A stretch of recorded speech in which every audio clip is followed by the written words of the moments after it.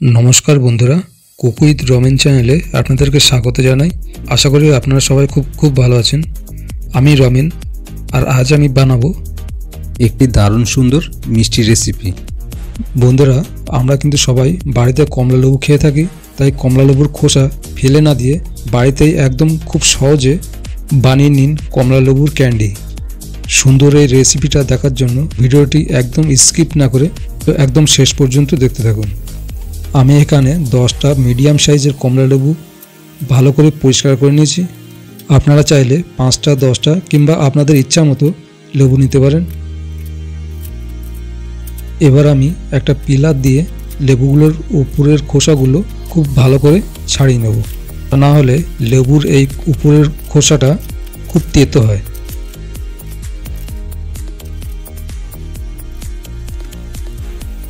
দেখুন আপনারা ঠিক এইভাবে খুব সুন্দর করে উপরের খোসাটা ছাড়িয়ে নেবেন।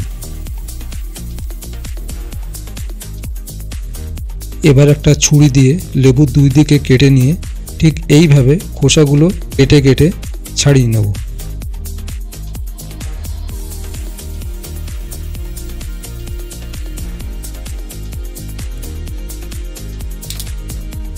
দেখুন খোসাগুলো একটু হালকা করে টান দিলেই উঠে আসবে।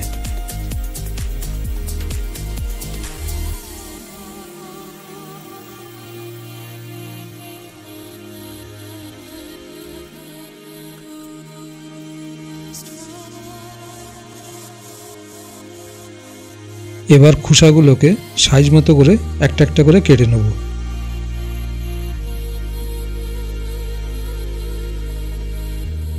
না বেশি মোটা না বেশি পাতলা, আপনারা ঠিক এই রকম সাইজ করে কেটে নেবেন।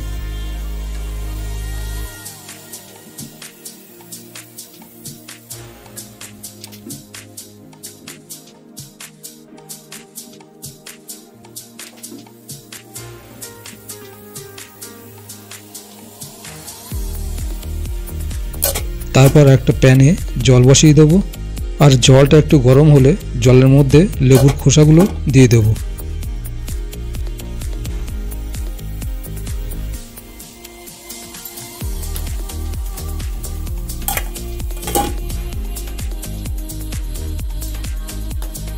চার থেকে 5 মিনিটের জন্য এইভাবে খোসাগুলোকে ভাপিয়ে নেব, তারপর জল ঝরিয়ে নেব।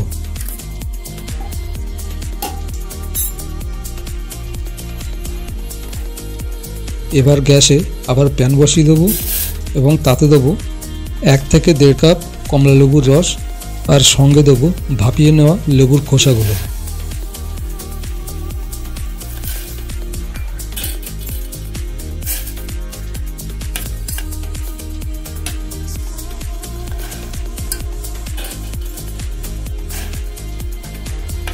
আর তাতে দেবো বড় চামচের 2 থেকে 3 চামচ চিনি।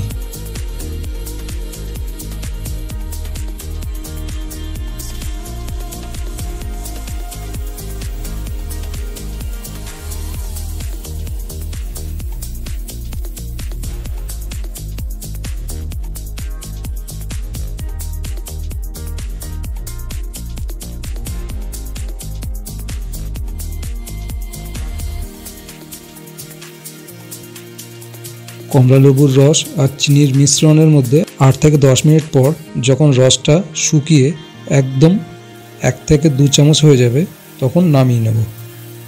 তখন প্যানটা গ্যাস থেকে নামিয়ে নেব।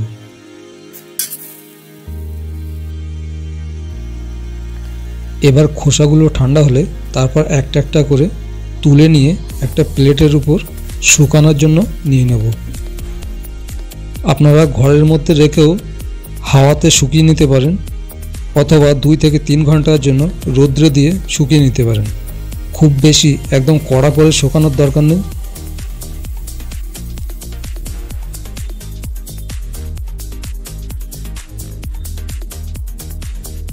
এবার আমি 300 গ্রাম চিনি নিয়ে একটা মিক্সিতে পাউডার বানিয়ে নেব। তারপর এই চিনিতে লেবুর খোসা অল্প অল্প করে নিয়ে খুব ভালো করে চিনি মাখিয়ে নেব।